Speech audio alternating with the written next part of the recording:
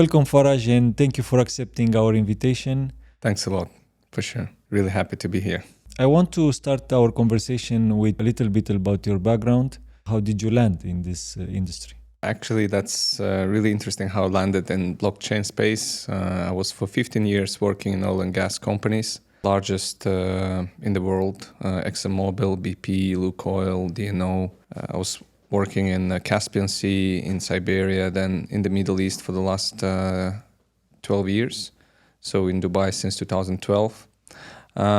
Basically, in 2020, once I've finalized my MBA, I had some free time, and then it was by accident that I met my then co-founder of AVC that we discussed. We kind of said that in the Middle East, the blockchain is not yet as hyped as in some other places in the world, so let's do something around here. And that's how I ended up being in the blockchain. First, we created a small private fund, basically managing his money and some money of his counterparts. We're planning to establish a proper fund, but then it didn't materialize.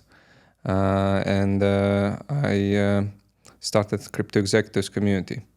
So I started networking on the events, bringing the executives from various protocols in one group. And then now it's like largest in the space, a group of 2,000 executives with 450 VCs, all layer 1, layer 2s, really solid executives, founders, co-founders of various protocols.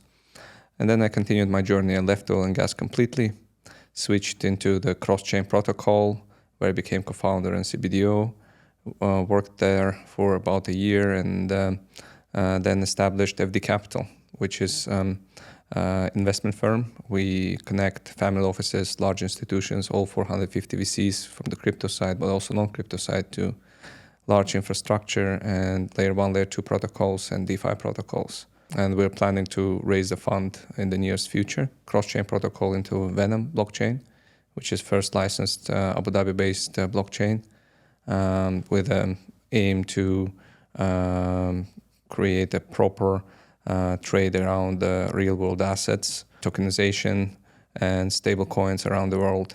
So that's in my opinion, the blockchain that have a real chance of bringing the mass adoption into the from the crypto into the world. Yes, indeed.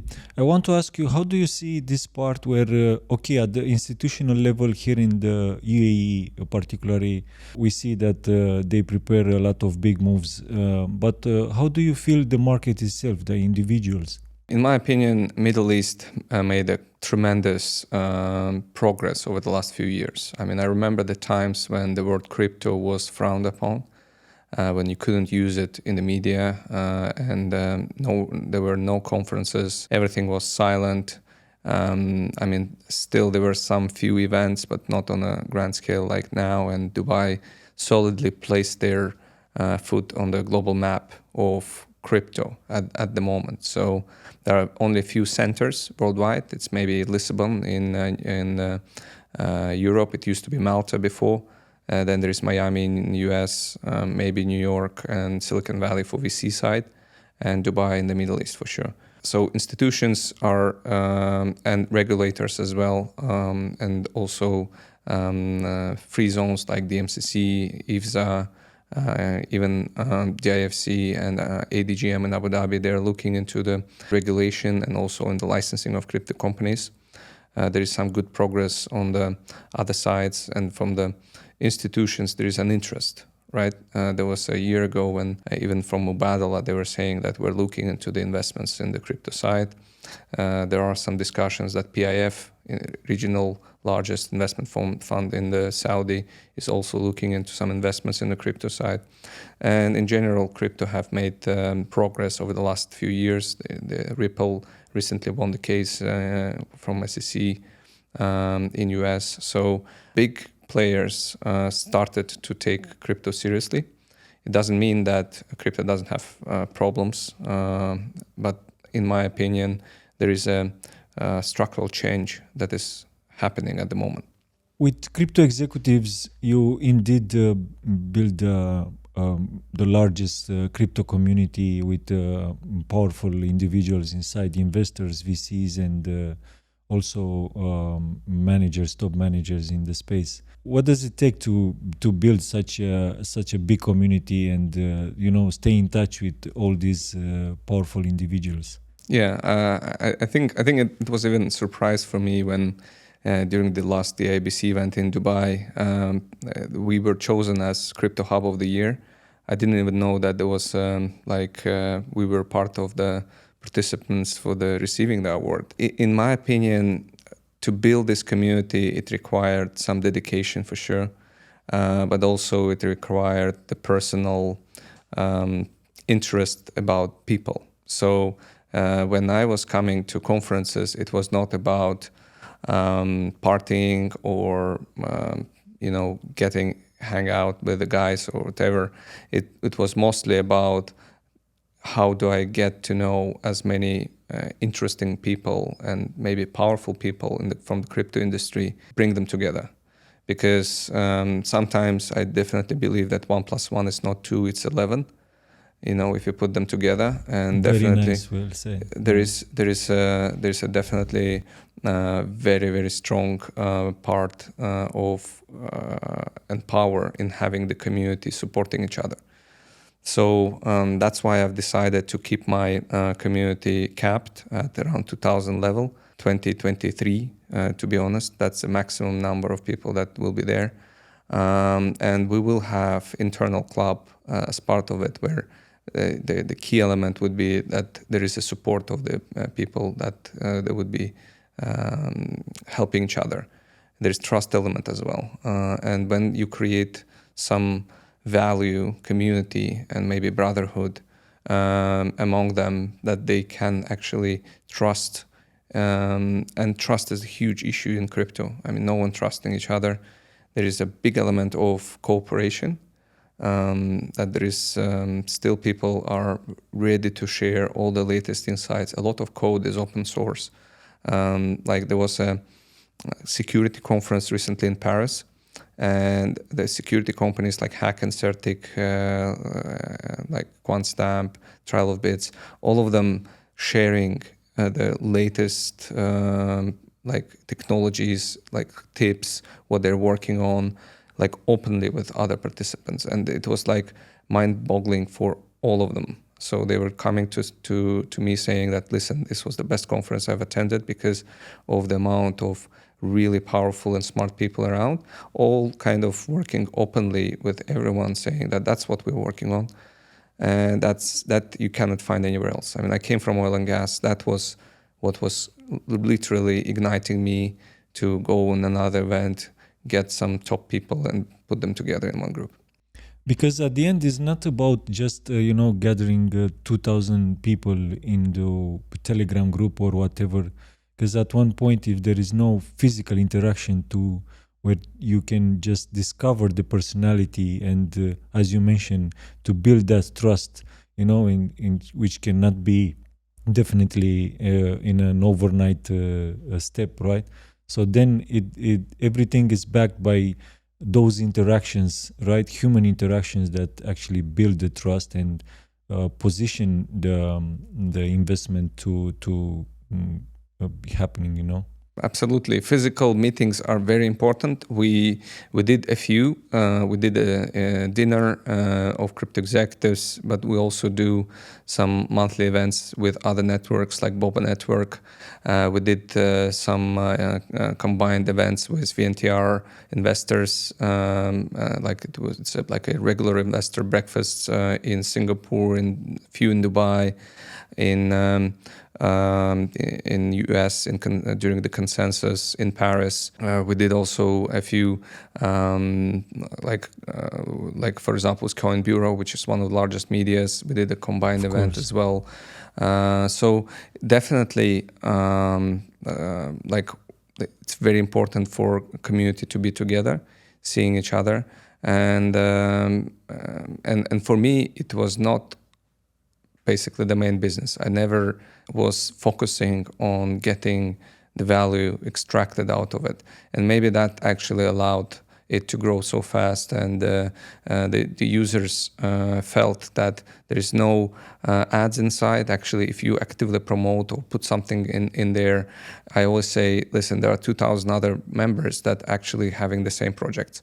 So please don't put these blurbs inside the group, because it's just not fair to others, right? So very quickly people realize that this group is not about like promoting their product. It's about finding the resources, finding the right other people from other groups, finding the guild members or centralized exchanges, or sorting their own problems. Like there was a guy who wanted to find Marvel level NFT artists.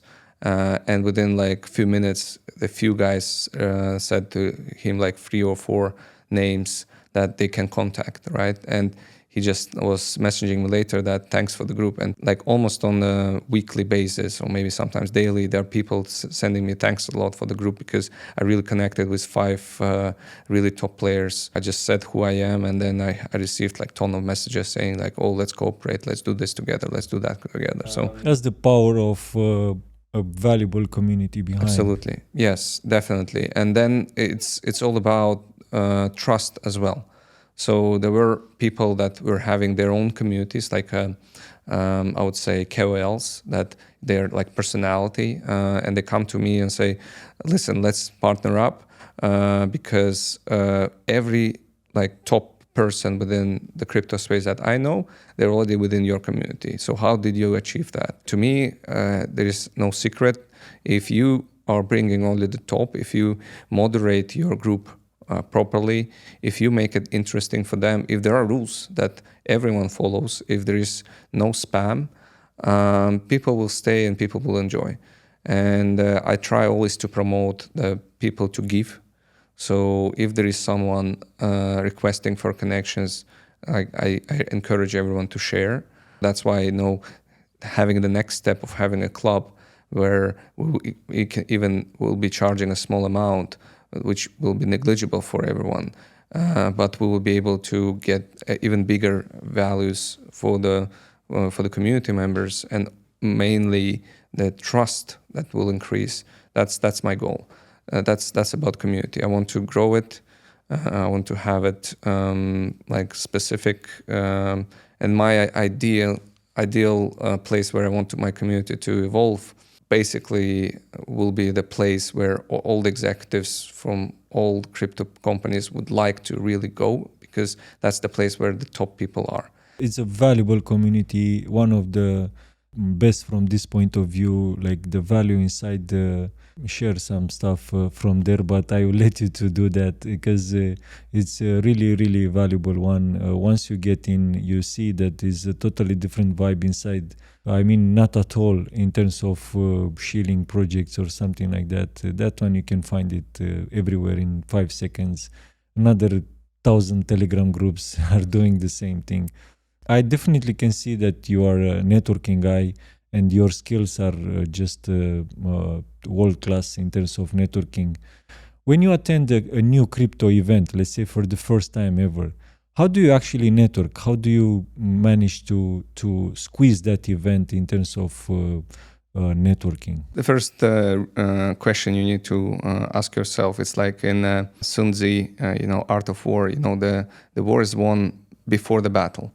So, and you need to think about the event before you go there. You need to find out everything there is about the event, speakers, the participants who are there, and find out your people that you want to get connected with. So who from your list of people that you know are there, and maybe you can talk to them before to say, okay, I would need to have an intro to these people, because that are my people that I want to get connected, and lately basically go and try to get to those people. So you literally you do your homework prior any events, see who is in there and see who is like prioritize them, rank them in terms of who do I want to get in contact with, and then know exactly what you want from that relationship. Absolutely, not necessarily knowing exactly what I want from relationship, because I mean as a next step at least.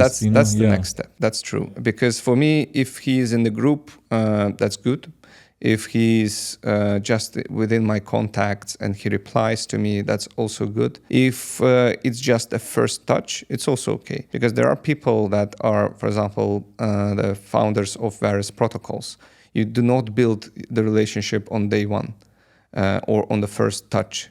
There will be like 3-4 touches during the different conferences that you're speaking. You try always to be helpful. People tend to cater only about themselves. That's 90%, 99% of the time. So if you find what they are interested in, how you can help, then you can help and see them on the conference and start talking about exactly what touches them. Maybe they like something completely different from crypto. Maybe you can you can help them to find something they're looking for. One of the founders of some protocol, his bag was stolen in one of the events recently. And I was on that event, and I knew him from some other events. We never went to a dinner or whatever, but I dropped everything and I was just helping him for like an hour and a half to find his bag, right? So, and then his ledger was inside. So there were people that knew that there is a treasure that was compromised before, and maybe there is some issues with ledger that could be compromised if someone has a physical device with him. So I connected him in a group to CTO of Ledger that I knew. And I met him like a few days back. And then I connected him with Chief of Business Development of Ledger, which I knew from the past. So they had a conversation, they had a call, and basically they sorted out what he can do about it. Unfortunately, he never recovered his bag, but that's the level of support that you see. And when next time he's in town somewhere, I'm sure, we will have a longer discussion, and there will be something to talk about, and there will be something to kind of build your relationship on top. This is just one example. Yeah, provide instant value directly from the beginning in that relationship. It's a massive tips in terms of networking. I can say a few tips, right? Like there is a thing called NLP. It's one of the most powerful techniques. It's not about controlling people. It's about understanding how the mind works, right? For example, every person has its own layers in front of their eyes and how they see world, right? There's like billions of information points around us, and every time you are only focused on 7. So, and some people are visual, some people are audio, some people are kinesthetic, and like you see what touches them. You kind of pay attention to their body language as well. You start to kind of you start reading the people way faster, and then people instantly think that they like you, right? But you do nothing. You just kind of know how to be like not harmful and not dangerous for that person, because we're all animals, right?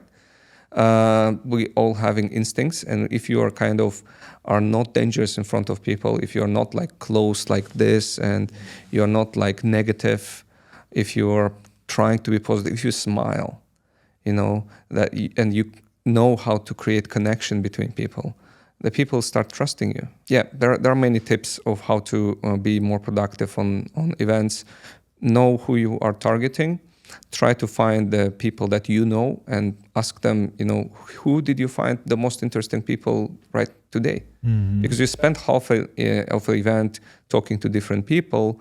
Don't try to stick with one person for an hour. If he's really interesting, try to get as deep as possible and ask him, like, did you see someone else in this event that is really, really good? Can you intro me to him? And then you go with him and he will intro you to someone. Yes. So, yeah, I understand some people want to relax, but I usually hop from event to event and just do this. Laser focus mentality in terms of efficiency. You know exactly what you want and you just go in there and execute the plan. Yes, and like someone smart said that if you surround yourself with 6 billionaires, sooner or later you're going to be a billionaire. If you surround yourself with 6 fools, don't complain later. The more powerful network you have around you, the more people know who you are with, the better.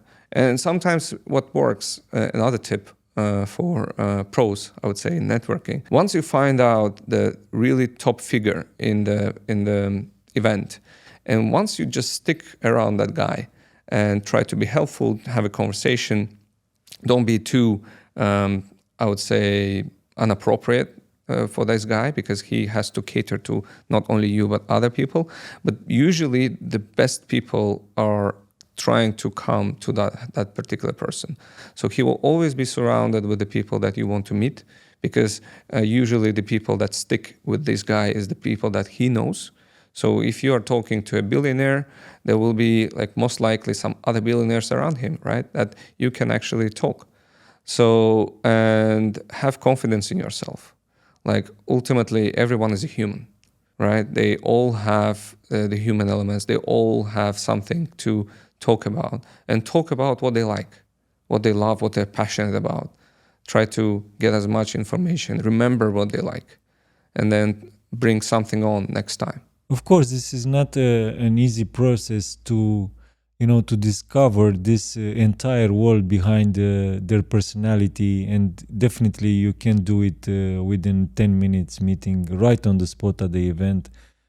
But in the back end is this ability of reading people fast, right? Like you need to, as you mentioned, to recognize immediately what kind of character they are, and then, position yourself in terms of be efficient with accessing the right gate to enter in their ecosystem. If they are there to connect, or if they are there, like some of them are really like action people. They don't want to spend time with you talking about the blockchain industry as a whole.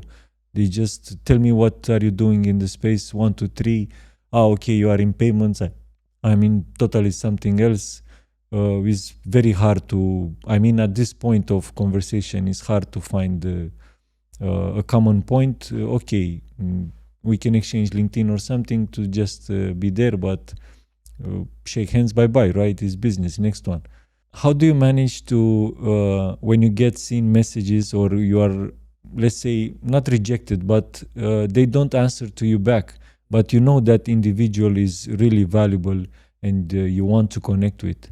Yeah, so when it is over the Telegram, it's completely different.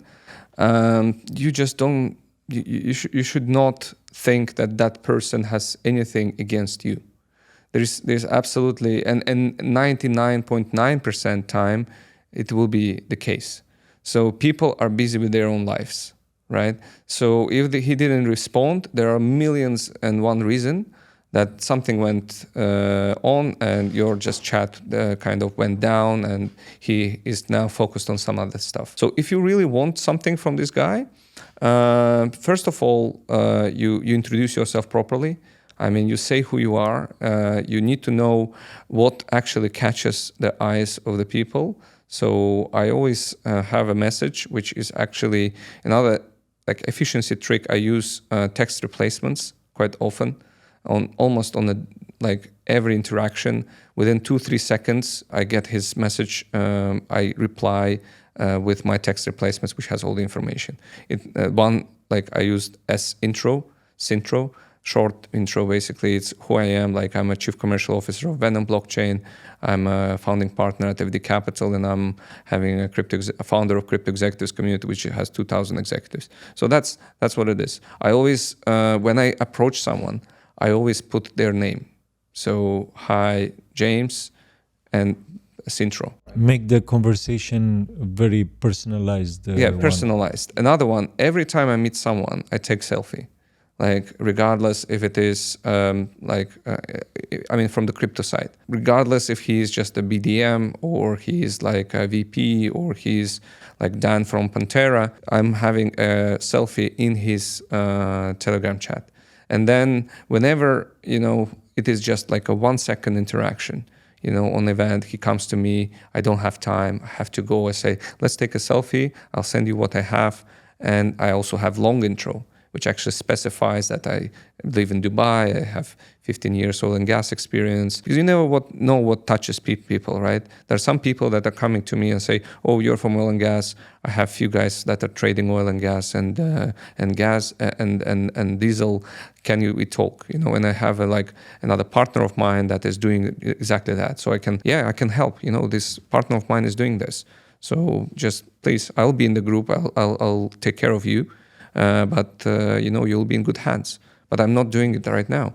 So actually plant more seeds and see which one is working better as a first interaction. Absolutely, because in my life, there is another rule. You always be nice to waiter or especially someone's personal assistant. Because you don't know how important that person will become, right? And all just BDM. Today he's BDM, tomorrow he's associate in Pantera, tomorrow he's a principal in some big fund A16Z, right? And you need his support. So, and it happened many, many times. I mean, there was a guy that I just met at an event.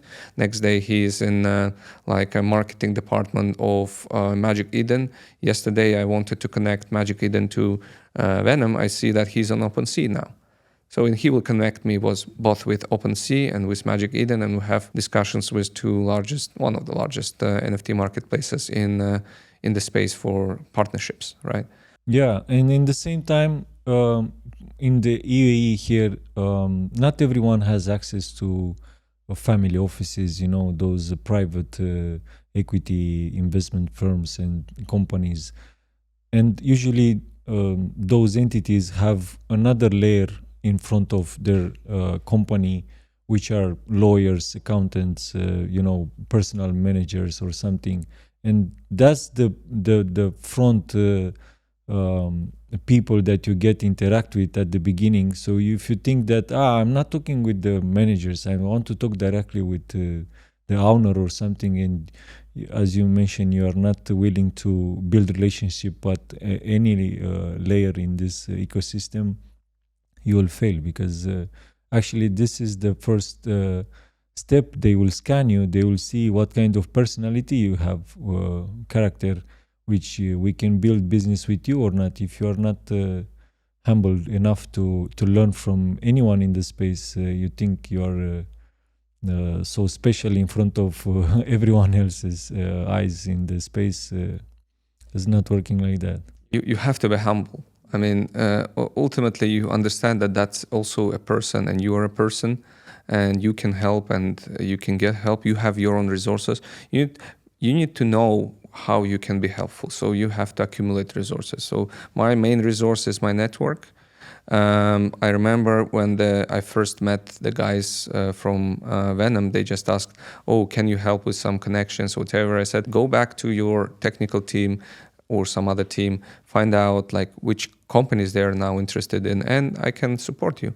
Even before anything discussed, it just was on a personal level between me and the person from that team, right? Because I made my research, I knew what it was, I knew what the company could become in the future. And they came back to me with a list of 30 companies, and the next day I created chats with 20 C-level guys from all those chats, with Fireblocks, with Blockdaemon, with largest infrastructure providers like Alchemy, Infura, MetaMask, Trust Wallet, etc. Just because I know all of them, right? And I know that those guys also are interested to talk into this company, right? Which is bringing the institutionalization into the crypto space. That ex-CIO of BlackRock is chairman of the board in Venom. So that's type of the instant connections that I can see in my head, right? And I understand that this is my biggest advantage, and I try to utilize as much as possible. So there was saying that if I have 6 hours to cut down the tree, I will spend 4 for sharpening my axe, right? Yeah. So you play your cards, and you know which are your strongest points, and you always need to kind of spend time consistently on sharpening those. That's why I wanted to have you today here with us, because guys, you need to understand that Faraj is an absolutely master in terms of networking. His skills are absolutely world class, the community he builds and everything what he achieved so far in terms of networking in the UAE space is just outstanding results. And I'm super happy to discuss with you today. I want to move this conversation now to the blockchain industry as a whole. And where do you see the biggest potential? Because when you say blockchain is, is a very big world, right? A lot of things inside. Where do you actually put your, main bet? Mm-hmm. The main bets, in my opinion, it's blockchain technology for asset tokenization. Like once we tokenize real estate or trade finance or like commodities like oil and gas, that actually could be a huge unlock in value, because like you cannot sell oil until the oil is already in storage tanks. What if you can sell oil that just is pumped out of the the well, right? What if you can sell a portion like of that oil worth $100, not the entire tanker, right? What if you can buy a small piece of Burj Khalifa, which costs you like $1,000, and enjoy appreciation of that price? So there is a lot of things that you can do. The blockchain as a technology removes a lot of intermediaries. Why most of the people are still utilizing this payment solutions or wire transfers that takes days, 3 working days, or that are charging like 14%, up to 14%, because there's so many intermediaries, right? It can be instant, can be for a couple of cents only, right? So this type of technology, when I was in Harvard Business School, I did my senior executive leadership program, which basically an alumni program out of Harvard. And I asked every professor there, which actually teaches like AMP program or owners and presidents management program. So like all the top guys in US, like 25 out of Fortune 500 CEOs were coming from Harvard. So the nearest is like 12. Which is Stanford, and then it's like 3, 4. So that's why reason I went there. But the professor was saying that blockchain as a technology is huge. It can be the next internet. The crypto itself, it's overhyped, and it can be utilized by a lot of scammers to scam people, like ICO times. It can be utilized to like pump and dump. That's why we see crypto winter and crypto summer. So be careful around that, right?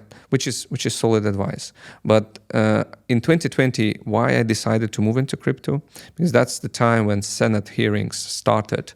And before that, the US Senate was talking about crypto being like, why we wouldn't shut you down, because you are having like, the crypto should be out of law, right? And we'll shut you down, but tell us why we shouldn't.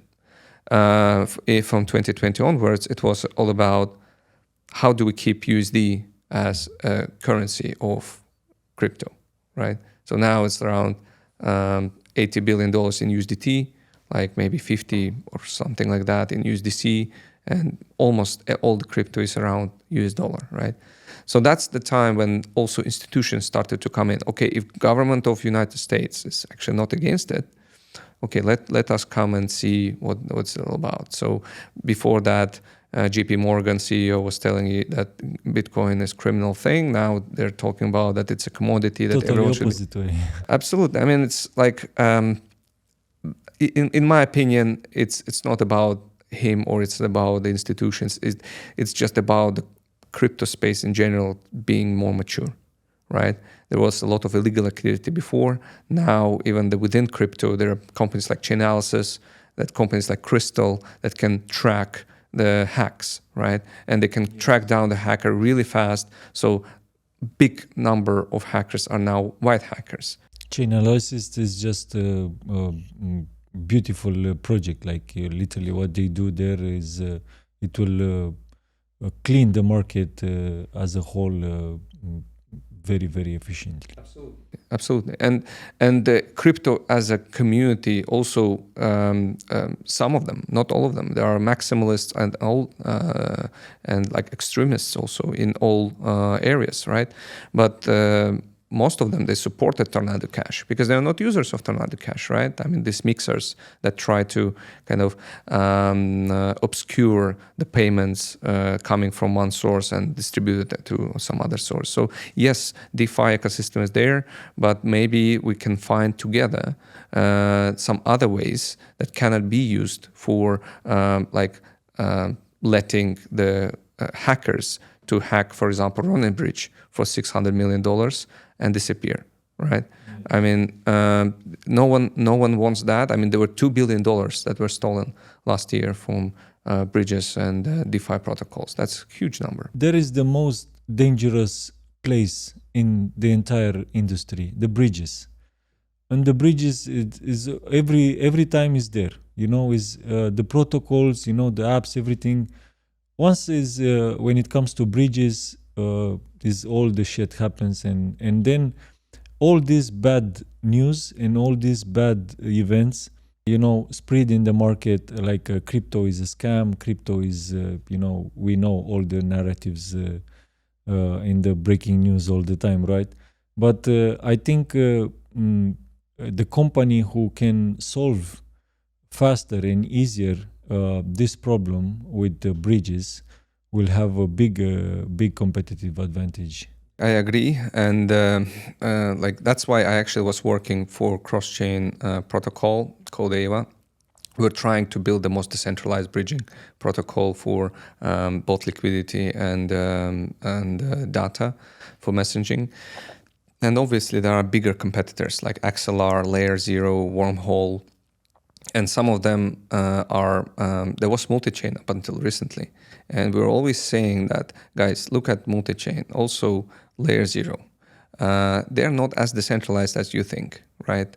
You don't really know who is behind these multi-chain validators, of course, with Ahmed, with Smile being as a name, right? And this happened. I mean, multi-chain was, they were up to $6 to $8 billion in TVL as per DeFi Llama, and now they're like $30 million in market cap. So after, obviously, everyone knows what happened to a multi-chain with hack and people kind of the founder being jailed and liquidity lost, etc., etc. So XLR, for example, they're working on the centralized protocol for the bridging. That's always a better security model. Wormhole is having 19 guardians that are supporting it from the basically infrastructure providers that everyone knows who they are. Different models, but bridges are essential. Chainlink, for a long time, they were working on their CCIP protocol, which they believe that would be like HTML for internet. So interoperability will be inbuilt, right? So you're surfing the web. You do not think, oh, this server is in the United States, this server is here. They do not have like these isolated ecosystems. Even the Chinese wanted to create such an ecosystem. There's like firewalls for Facebook, for Google. They have their own versions. But still, there is a way to how to access, like with VPNs and everything. So, and internet as a whole is a good thing.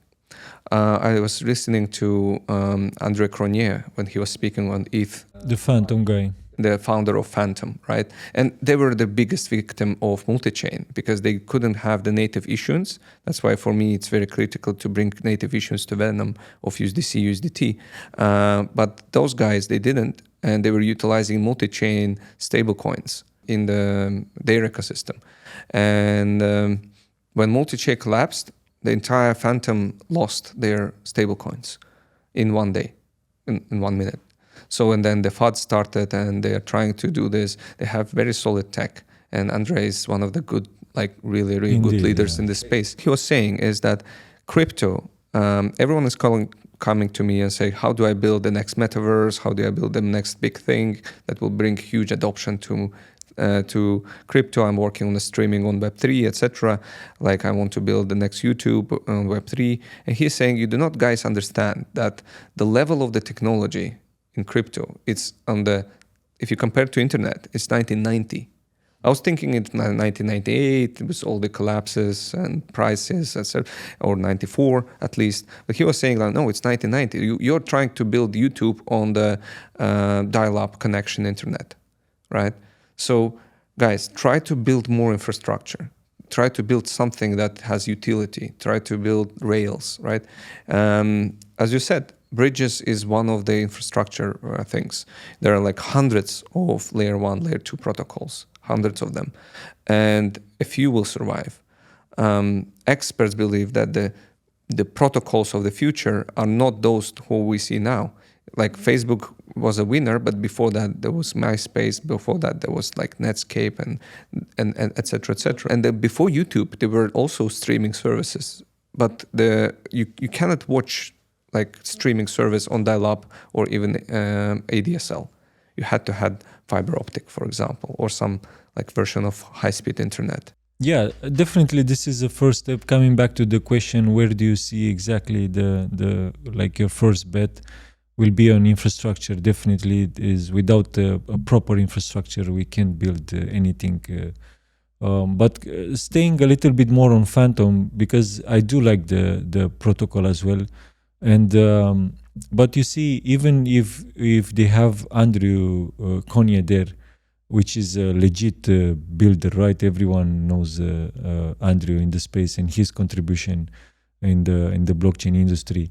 But still, Phantom is not a very successful protocol, because you see, there is not enough to have this genius mind behind. Is also, it's a matter of execution.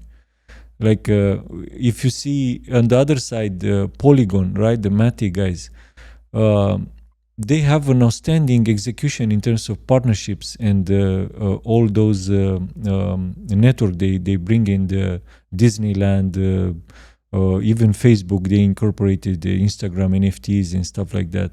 So those kind of things Phantom don't have. They don't build in this direction. They focus a lot on infrastructure. Maybe because of this point of view, Andrew just mentioned it, we need to build first the infrastructure. Maybe after that they see it as a natural step to go and actually execute, bring marketing in place. But yeah, I think infrastructure is a big thing. It's not an easy one, as they face a lot of challenges. Other than that, where do you see, I don't know, the biggest investments in terms of ROIs? Which market do you see is coming like a hurricane? First of all, I have extreme respect to all the big and small builders within Web3. This is completely new landscape. I've chosen this industry because there are no dinosaurs here. So there are no people with 40 years experience. There are no people here with wealth and generational wealth that can just make a few calls and you're out, right? This is a field where everyone is an inventor. Everyone can build something completely new. Everyone can create a superstar team around them and like ignite them with their idea and just go and make it happen, right? Phantom was born out of the idea from like people around Andrei Cronje himself, and they were planning to build like a proper infrastructure for the DeFi, and also there were like extremely talented teams working in that project. And yes, it's unfortunate that they didn't diversify out of multi-chain stable coins, and they were having very high reliance on the project that was there for like multiple years. I mean, it was, I think, one of the oldest cross-chain protocols. So, but it was just centralized, and centralized point of failure failed. Right. So I know that some of the layer 0 guys are now talking to another protocols that are more decentralized and working on decentralization of their protocol, which is the right thing to do. I mean, I have tremendous respect to layer 0 guys as well. I mean, they are really good in partnerships. They're working with great companies and they're having all the right steps. But sometimes that people think that if you centralize too much, you have total control, you can develop faster. But there is a point at which you need to let go and or at least to think about security elements and what will happen if this and this and this happens. So you eliminate like centralized point of failure. In oil and gas, we always had backup on over backup. So there is a thing that you have on location, like some tool, and there should be a second tool there. And you need to know where third is. If second is failed and it's still downhole 3 kilometers down, the second is already on the way. So you always have two working products on location. The same will go to tech as well and the cybersecurity. So there were times when hacker could go and hack like bank. And when you would talk to a bank or a normal person and would say, oh, in 10 years time, you'll have all your savings in bank and it will be all digital, right? There will be no place that you can go and take it out like from the your vault, right? They said, you're crazy. I mean, like, there is no way. I mean, these hackers will just steal it away in a second. I mean, there's no way that I will be having a digital bank. And like 10 years later, it happened. Voila. Exactly. So going back to the most promising things for crypto, obviously one of the things it's apart from the infrastructure is DeFi. So DeFi, it's a place which will help bring a new fresh air to the finance side, right? Then real world tokenization, because that's going to be a next big thing in my opinion. And obviously gaming. And I would say, because gaming is like, when I was talking to big guys, they were always keeping gaming as a separate entity from the crypto in general. Yes. So, and why? Because gaming alone can bring the huge number of masses into crypto, because gamers are not coming there for crypto, making money or doing something. They're there to kind of enjoy themselves and play games. And if you give them the assets that they have control of, and they can utilize those assets somewhere else, etc., that actually can create internal economies that were absolutely not existent before. Yeah. So that could be the gateway to the masses. To wrap it up, is the infrastructure in the first place, right, as a foundation of building on top of it everything else. Then is DeFi, and the third place you mentioned gaming, which obviously has its own insanely huge audience behind, more than 3 billion gamers worldwide. But definitely there are three markets that are going to be huge in very near future in the blockchain industry. We need to wrap it up for today. Thank you very much, Faraj. Thank you for accepting our invitation to Iron Capital Talks. Hope to see you soon again here. Thank you guys for watching, and I hope you had some powerful insights about networking, how to build your network, how to introduce yourself, how to actually provide value in your ecosystem. This was the episode for today. I want to invite you to follow us on major social media platform as Iron Capital News, and see you on the next one. Thank you.